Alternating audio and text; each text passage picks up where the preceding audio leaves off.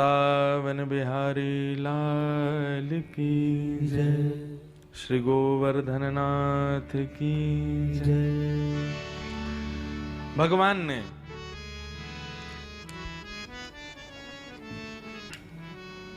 समस्त ब्रजवासियों को लेकर के ठाकुर जी गोवर्धन गए और श्री गोवर्धन नाथ की सेवा करा करके ब्रजवासियों को कृत्य किया, कृतार्थ किया।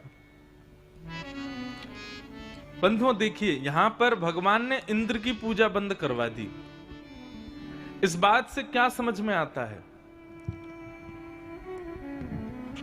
ठाकुर जी को इंद्र से कोई ईर्ष्या थी ऐसा नहीं है,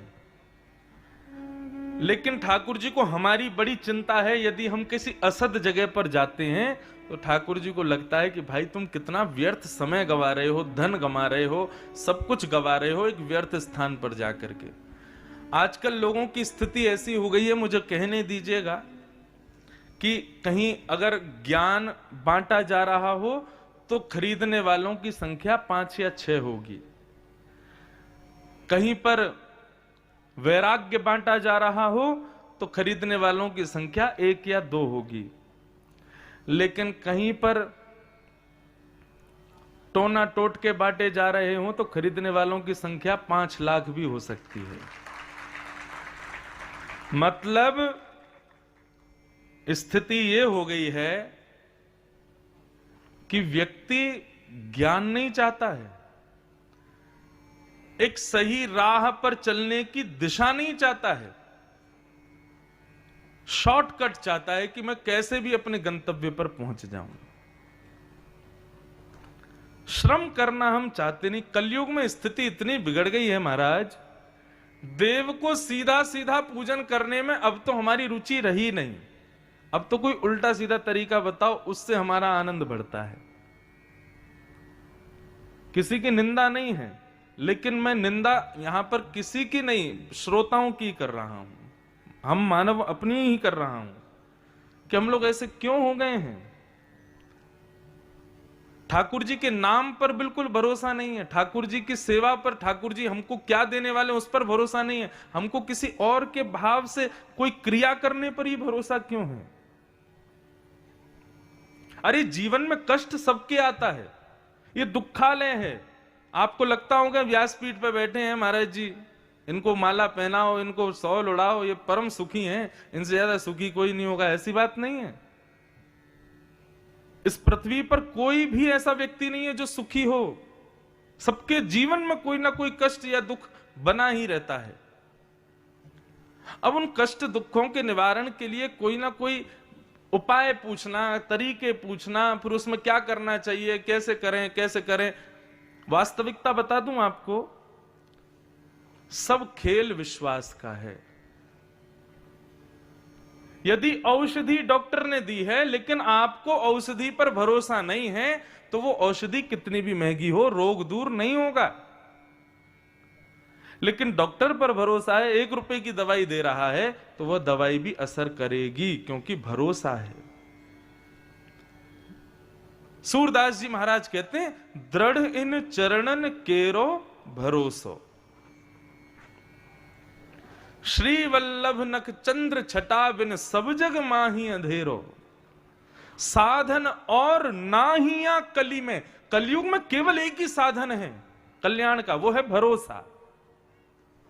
लेकिन स्थिति ये हो गई है, हमने ठाकुर जी के नाम को छोड़ दिया, ठाकुर जी की सेवा को छोड़ दिया, ठाकुर जी की सुंदर कथा लीलाओं के गान को छोड़ दिया, अन्य अन्य चीजों को करने में हमारा भरोसा बढ़ गया है।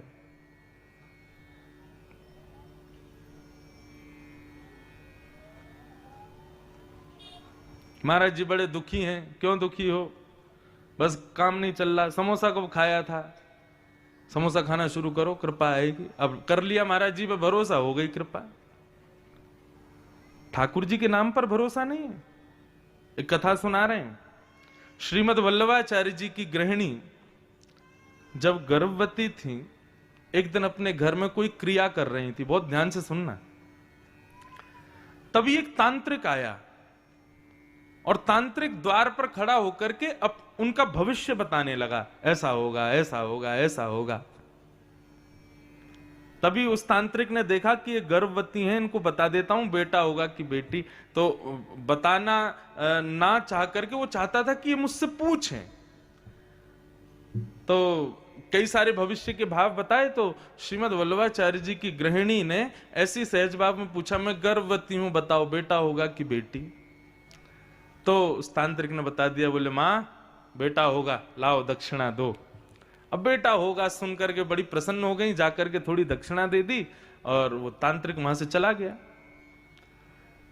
अब श्रीनाथ जी विराजते थे, उनकी सुंदर सामग्री, नवनीत प्रिया जी की सुंदर सामग्री तैयार करके रसोई घर से सिद्ध करके बढ़िया सामग्री जैसे ही ठाकुर जी को भोग में पहुंचाई, भोग में पहुंचाने के बाद में पर्दा करके कपाट बंद करके भोग के समय पर बाहर आए, तभी अंदर गर्भगृह से जोर की आवाज आई। अंदर जाकर के देखा तो क्या पाया, सारी सामग्री फैली हुई है, सारे बर्तन गिरे हुए हैं, कुछ भी ठाकुर जी ने स्वीकार नहीं किया।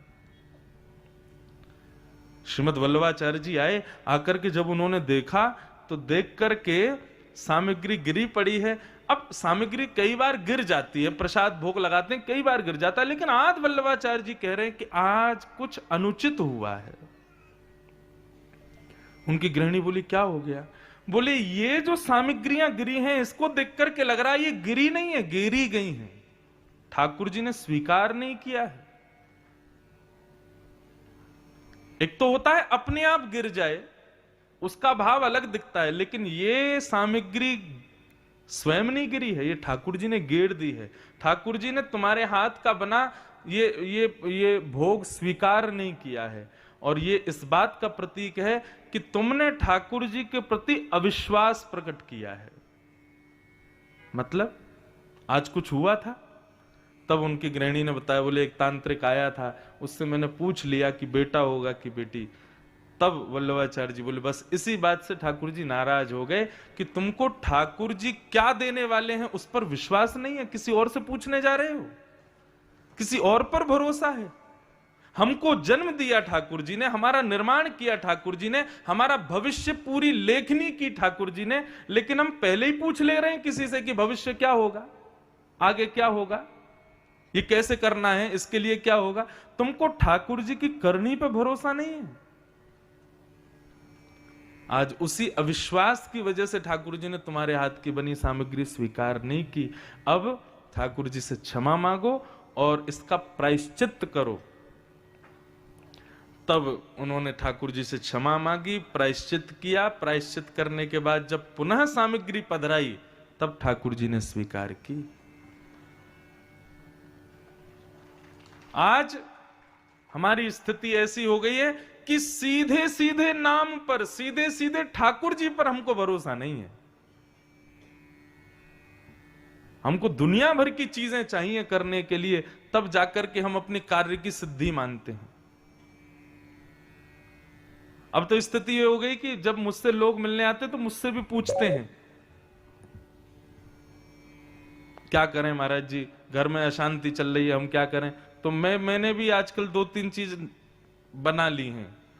मैं भी उनको बोल देता हूं, मैंने कि सुनो एक काम करो, क्या ठाकुर जी के चरणों में फूल चढ़ाना। बोले अच्छा। फूल चढ़ाने के बाद उस फूल को ले जाके अपनी अलमारी में अंदर रख देना।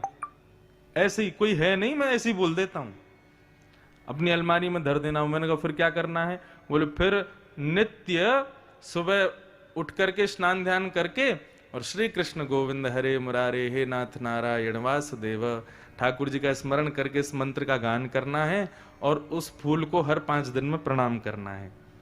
अब चाहिए ऐसे ही सही, भगवान का नाम तो गाएगा कम से कम। और बताऊं 5-6 लोग तो आ भी गए, महाराज जी हमारे घर में सब ठीक हो गया। बढ़िया। मैंने बहुत बढ़िया, लगे रहो।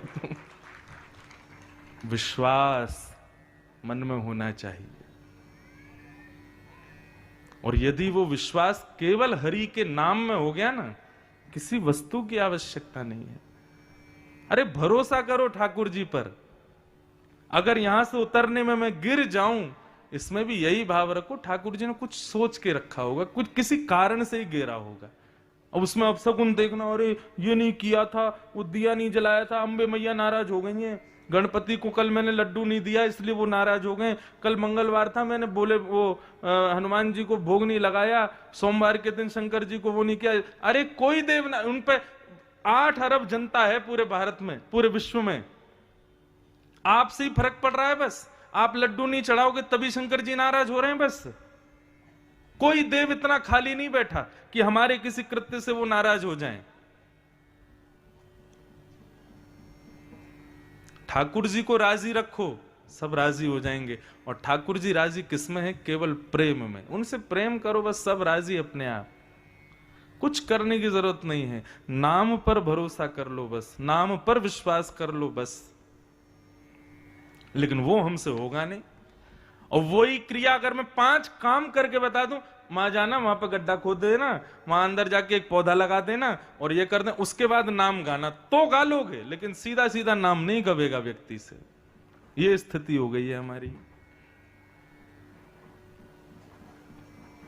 भरोसो दृढ़ इन चरणन केरो। आह, सूरदास, नेत्र नहीं है सूरदास जी के पास, लेकिन अपने जीवन को ऐसे आनंद में जीते हैं। कोई पूछता है कि सूरदास तुमको ठाकुर जी ने नेत्र नहीं दिए? सूरदास जी बोले बड़ी कृपा है ठाकुर जी की जो मुझे नेत्र नहीं दिए। क्यों? बोले संसार को ठाकुर जी ने नेत्र दिए और नेत्र देकर के कहा तुम्हारी जिम्मेवारी तुम्हारे ऊपर, कहीं गड्ढा आवे तो संभल के चलना, कहीं ऊंचाई आवे तो संभल के पैर रखना। लेकिन मेरे नेत्र छिना लिए ठाकुर जी ने, मेरे नेत्र मुझसे दूर करके कहा अरे सूरदास बाकी सबको नेत्र दिए, मतलब उनके जीवन की जिम्मेवारी उनकी है, लेकिन तेरे जीवन की जिम्मेवारी मेरी है। मैं आज तक कभी गिरा नहीं। क्यों? क्योंकि मेरी लाठी पकड़ करके श्याम सुंदर चलते हैं। दुनिया अपनी आंखों से देख के चलती है, लेकिन मेरी आंख तो श्याम सुंदर है। ऐसे सूरदास, केवल भरोसा है ठाकुर जी के ऊपर। हम 2-2 आंखें वाले हैं, तब भी ठाकुर जी के उस रूप का दर्शन नहीं कर पाते। और श्री सूरदास जी महाराज नित्य श्रीनाथ जी का दर्शन करने जाते हैं, और जैसी पोशाक पहनी, जैसा मुकुट पहना, जैसी माला पहनी, सूरदास जी वैसा पद गा करके सुना देते हैं। आज ठाकुर जी का श्रृंगार ऐसा है। एक दिन गोसाई जी ने चतुराई की और श्रीनाथ जी को कुछ नहीं पहनाया, केवल एक कॉपीन पहना करके खड़ा कर दिया। बोले ये सूरदास मुझे लगता है कि ये ना पहले से ही सोच के आते हैं कि आज पीतांबरी का वर्णन करूंगा, मुकुट का वर्णन करूंगा, ऐसी मालाओं का वर्णन करूंगा, और संभवतः हम वही पहना देते हैं। आज एक काम करता हूं, आज श्रृंगार ही नहीं करूंगा श्रीनाथ जी का, आज वस्त्र ही नहीं पहनाऊंगा, आज देखता हूं सूरदास क्या गाएगा। और जैसे सूरदास जी आए, कपाट खोले गोसाई जी ने, बोले सूरदास कुछ सुनाओ, आज ठाकुर जी कैसे लग रहे हैं? नेत्र नहीं है सूरदास जी के। सूरदास जी बोले आज तो ठाकुर जी बहुत ही प्यारे लग रहे हैं। बोले कैसे प्यारे लग रहे हैं? बोले नहीं, आज और दिनों से भी ज्यादा प्यारे लग रहे हैं। बोले कैसे लग रहे हैं, बताओ तो। सूरदास जी बोले आज हरि देखे नंगम नंगा, मोतिन माल गले उर साजे, छवि के उठत तरंगा, आज हरि देखे नंगम नंगा। गुसाई जी मंदिर से निकल के आए, सूरदास को प्रणाम किया। सूरदास तेरे भाव को प्रणाम, तेरे विश्वास को प्रणाम। हम नेत्र होते हुए भी ठाकुर जी को नहीं देख पाते हैं, तुम बिना नेत्रों के ठाकुर जी को देखते हो।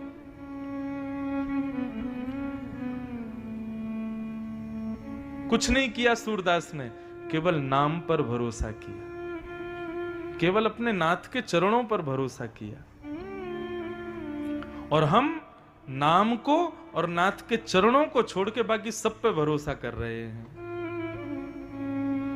हिंदुओं जागो, वैष्णवों जागो, ठाकुर जी पे भरोसा करो, ठाकुर जी के साधारण से सरल से नाम पे भरोसा करो। वो वही सब कुछ है, और सब कुछ मिथ्या है संसार में।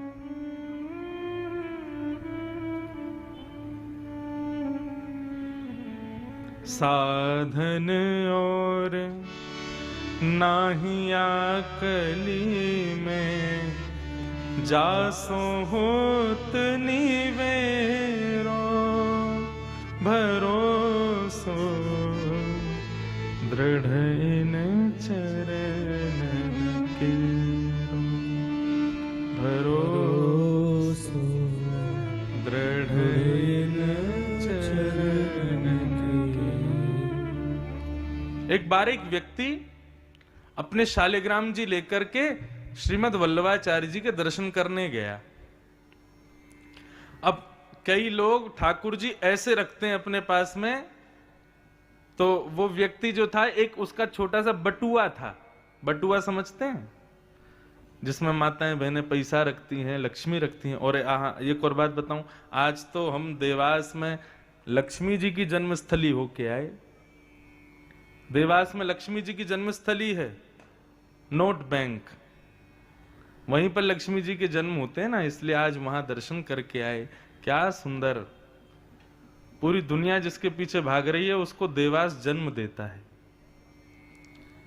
हमने वहां जाकर के एक व्यक्ति से कहा, मैंने कहा भैया एक हमारे अनुयायी हैं बजाज ग्रुप वाले, एक बार वो अपनी फैक्ट्री में ले गए थे तो उन्होंने हमको बजाज के पंखे और लाइट दिए थे।